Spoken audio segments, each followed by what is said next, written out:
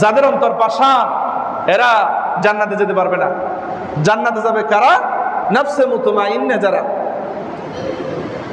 আল্লাহ পাক বলেন ইয়াউমা লা ইয়ানফাউ মালু ওয়ালা বানুন ইল্লা মান আতাল্লাহা বিকলবিন সালিম। আল্লাহ বলেন কিয়ামতের ময়দানে ধন সম্পদ সন্তান সন্ততি টাকা পয়সা কোনো কিছু কাজে আসবে না, তবে কলবে সালিম একটা নিরাপদ প্রশান্ত সুস্থ আত্মা নিয়ে যদি আমরা যেতে পারি তাহলে এই কলবে সালিম সুস্থ প্রশান্ত আত্মা আমাকে জান্নাতে প্রবেশ করাবে। সুবহানাল্লাহ।